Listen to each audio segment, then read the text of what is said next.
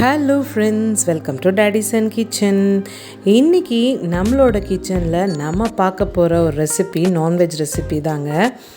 மூளை தவா ஃப்ரை தான் பார்க்க போகிறோம். தோசைக்கல்லையே ஃப்ரை பண்ண மூளை. இதுக்கு நான் இன்றைக்கி 2 மூளை வாங்கியிருக்கேன். ஃபஸ்ட்டு நல்லா க்ளீன் பண்ணிவிட்டு தண்ணியில் மஞ்சத்தூள் உப்பு போட்டு பிளான்ச் பண்ணி எடுத்துக்கணும். அதுக்கப்புறம் தோசைக்கல்லில் எண்ணெய் ஊற்றி மஞ்சள் தூள், உப்பு, கரம் மசாலா, மிளகாய் தூள் போட்டு நம்ம வேக வச்ச அந்த மூளையை எடுத்து ஃபஸ்ட்டு கொஞ்சம் சிம்மில் வச்சு ரோஸ்ட் பண்ணிக்கோங்க. வெளியில் நல்லா கொஞ்சம் ரோஸ்ட் ஆனதுக்கப்புறமா அதை அப்படியே கொஞ்சம் பீஸாக கட் பண்ணிக்கோங்க.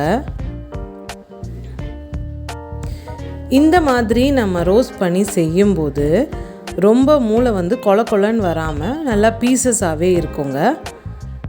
இந்த மாதிரி ஒரு 4-5 பீஸாக நம்ம மூளையை கட் பண்ணிக்கலாம்.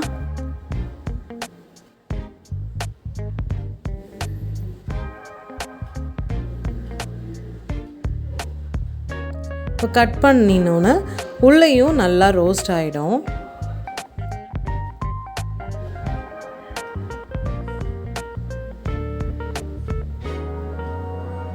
இது எல்லாமே சிம்மில் வச்சே பண்ணிக்கோங்க.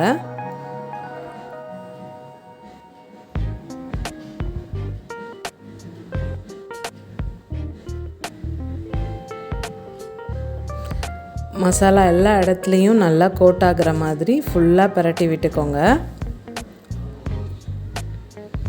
நல்லா ரோஸ்ட் ஆனதுக்கப்புறம் அதை ஒரு பிளேட்டில் மாற்றிட்டு அந்த எண்ணெயிலேயே 2 பெரிய வெங்காயம் நீட்ட வாக்கில் கட் பண்ணியிருக்கேன். அதை போட்டு நல்லா வதக்கிக்கலாம். வெங்காயம் வதக்கும் போதே தேவையான அளவு உப்பு போட்டுக்கோங்க. இதில் 1/2 டீஸ்பூன் இஞ்சி பூண்டு பேஸ்ட்டு, 1 தக்காளி, கொஞ்சம் கருவேப்பிலை போட்டு அப்படியே நான் நல்லா வதக்கி விடுறேன்.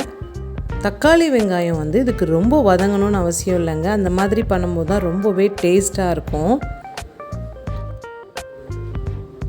வதங்கிட்டு இருக்கும்போதே அந்த மூளை நம்ம ஃப்ரை பண்ணி வச்சுருக்கிறத இதில் ஆட் பண்ணிக்கலாம்.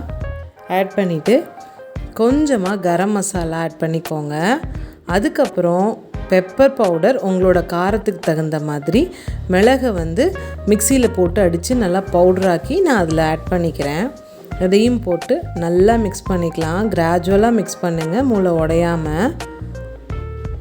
அவ்வளோதாங்க, செம்ம டேஸ்டியான மூளை தவா ஃப்ரை இப்போது ரெடி ஆயிடுச்சு. பிளான்ச் பண்ணாமல் நம்ம அப்படியே பண்ணோம் அப்படின்னா மூளை உடஞ்சி அப்படியே கொல கொலன்னு ஆகிடும். பட் இந்த மாதிரி பண்ணும்போது நமக்கு பீசஸாக அப்படியே இருக்கும்.